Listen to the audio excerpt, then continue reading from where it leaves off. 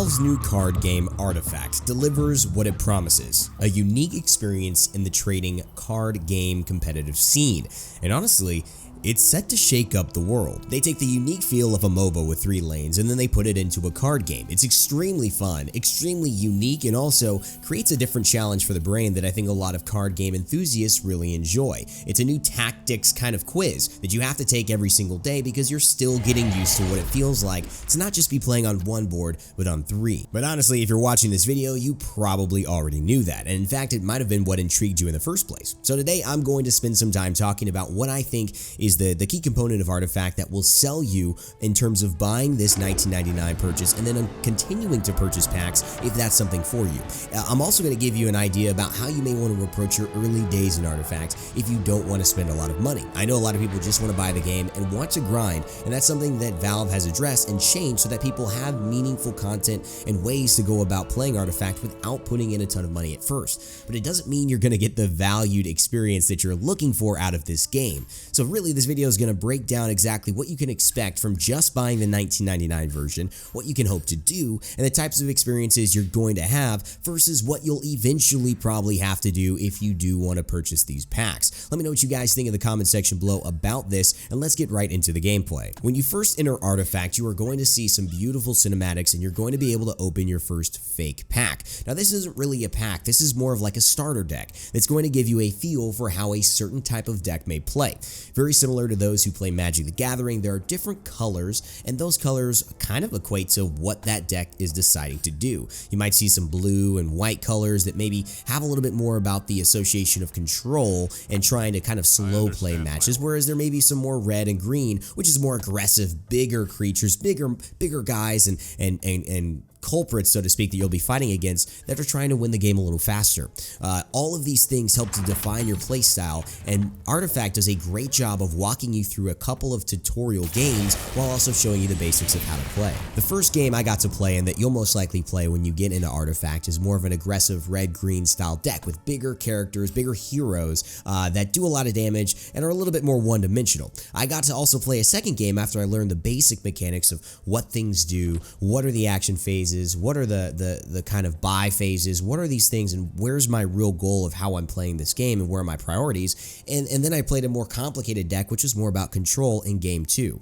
Ultimately, that game lasted about an hour. It was about an hour of a tutorial in 2 games, and I actually found myself getting extremely engaged in these bot AI matches. These matches allow you to understand the pacing, understand some of the threats you'll see, and some of the strengths of these decks and the way you want to go about them, but also really understand the minutia of the game here by double clicking, zooming in on cards, and really understanding how it works. What does piercing mean? What does cleave mean? What happens when you deploy a hero to one of the lanes? What happens when that hero dies? What does the buy phase look like? All of these questions get answered through this tutorial in a really clear, really simple manner. Now, you may be the person that likes to zip on to the end of the dungeon without taking any of the side quests. I personally love the minutia of games, and I found myself really growing in my experience in Artifact the more I took a look at some of these cards, zoomed in, read what they meant, read the details about how they're supposed to function, and then started to play with those in mind. Just a little example, there's a couple of spells that you can use that actually target multiple lanes. And so as a newer player, you're thinking, well, I'm playing within this lane,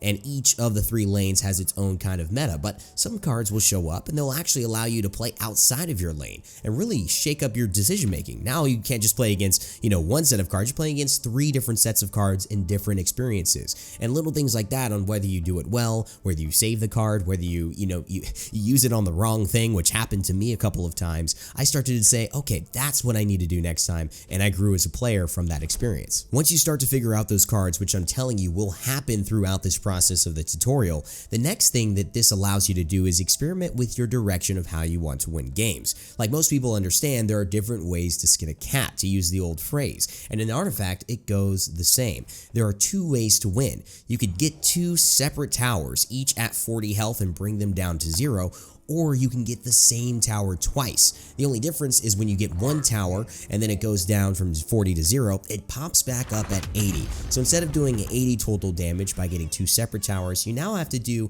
120 total damage, which is a little bit more, but it just is a different approach to how you want to stylize your deck, and also how you want to approach placing heroes and placing those cards in terms of their value. Now, as a personal experience, I could tell you my first game with my red and green style deck went very quickly. I was obviously playing a more aggressive deck, but I also tried to get 2 towers, and that ended up being the fastest version of winning. When I played my second game, I actually had a very long game. I mean, it was probably at least 40 minutes, I want to say. My first game was probably 15 minutes. The second one was probably 40, of trying to really invest resources into a middle tower and getting enough. And then my other 2 lanes were really just stalling out the game so that he couldn't get 2 before I got that one twice over. It made for a very unique experience in Artifact, which was a huge bonus in my opinion as to why you should buy this game, but it also gave me a lot of hope for the future, saying, this meta is going to change. I mean, maybe certain cards are going to be better at blitzing down one, but a lot of cards are going to be better at taking control over the whole board, and that just gives endless moments that you could play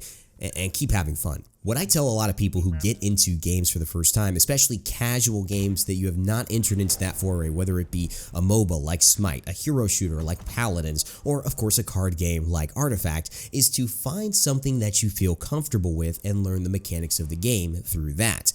The biggest key for me is that you don't understand what every single card does, but you understand what the 20, 25 that you're using do. And then once you start to understand those mechanics at an in-depth rate, it allows you to play the game to your best knowledge and ability. When you're making the right decisions, then it's really just about, whether somebody does have a better card than you or whether your decisions were not as good as they could have been. This improves your skill in the game because you're really looking at your own decisions as the cause of your success or failure. Or you're looking at, these issues like, hey, this card is just came out, it's not been tuned yet, and this is obviously just going to beat me because this deck kind of counters it. That card's way too good. I don't have anything to really deal with that when it gets going.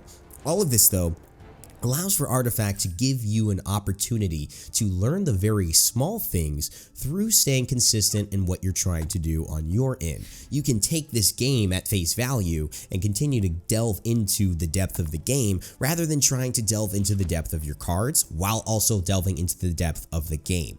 That to me is where I think a lot of people will get stuck, and my encouragement in this video is to show you guys what these games look like, talk about my experience here, but also suggest that you find your deck that you like after a couple trial games and play for a few days just with that. Learn Artifact in and out, try to find your balance in terms of, okay, I like this style, I like this type of play, but then also really become an expert at the mechanics. Those mechanics will apply to any deck that you have, but if you try to make it all about your deck and then you don't really grasp the mechanics, then you're going to be in rough waters when you start heading into more competitive styles of games, and you start obviously purchasing packs which are investing more money and more energy of your life. Another piece of advice I'd give for those taking on card games for the first time ever is that be willing to fail to the finish. Be willing to succeed through failing a lot early, because you're going to learn a lot through this process. There are a lot of players who are coming from Magic the Gathering, who are coming from Hearthstone, and I will swear that I will get in some games where I've played Magic the Gathering draft with some of my friends, and they've beat me so hard. It was just, they were just memeing on me. They're like, all right, now I got 150 points of damage. I'm like, isn't my guy only 20? Isn't he only? He's like, yeah, but look, okay. And then I turn this guy, and then I'm like, this is not necessary. But people will do that. That's the type of fanatic, approach that people take to card games, and that's cool. That's great. But don't try to, measure yourself against that. That's why I like sticking with basic decks, learning mechanics, trying to find the basic deck and style that fits for you, because then you can apply that to all of your purchases in the future, and also really develop an understanding of what the game really means and where you have your successes. And I'll tell you what, the best thing is that you also see what sucks. You see what really fails. You look at this deck, you know it in and out, and you know, I'm going to get beat by this. But then you see why that's beating you. You really get to see why the strength of those cards is way better than the basic cards, or vice versa. Or like, this basic card is actually OP in comparison to a lot of these other cards that are selling for a lot of money or are really, really valuable in today's meta. And that also gives you valuable information, because card game metas, they do change. But what's strong, what's not strong. If you're not into the card game kind of environment right now, it's going to be very hard for you to understand. Trust me, I'm a newer player. I'm coming into this, but this is the way I've found to be most successful. Taking those basic decks, really learning mechanics first, trying out a couple different play styles before investing into a deck, and then also really being able to test the strength of those cards through consistent practice while refining your mechanics of the totality of the game, and then taking that in to the next step of purchasing packs when you feel ready. Overall, I think Artifact is definitely worth the money. I think this is a great game for $19.99. This is a game that I think you can have fun with and get a good experience, at least for a couple of weeks. Hey, obviously for a lot longer if you're going to get fully invested, but it's a $20. I mean, that's what it costs to go to a movie and get popcorn. This is absolutely worth that price. However, is it going to be worth purchasing those packs? Is that something that you're going to find valuable? Do you want to take that next step and get even more competitive? We'll be talking about that a little bit later in the timeline here for me. I'm definitely going to play some basic decks. I'm going to look at some of the strongest basic decks and try to report back to you guys. I've been looking for a card game, something that I could play on the side that keeps me engaged and also adds a new challenge to my life, because I play a lot of competitive games like Paladins and Smite, and that's always rah rah go go. And this is actually a lot more cerebral, and I really appreciate that in the kind of day that I live as a YouTuber and an esports caster and somebody in the video game industry. Of course, if you guys have any questions for me, let me know, and I'll try to share as much as I can when I learn it on Artifact in the comment section below. And as always, remember to subscribe to stay tuned for any future content I do for the game. Thanks so much for watching, guys. Remember to never give up, never stop gaming. Let me know what you think in the comment section below, and as always, I'll see you next time.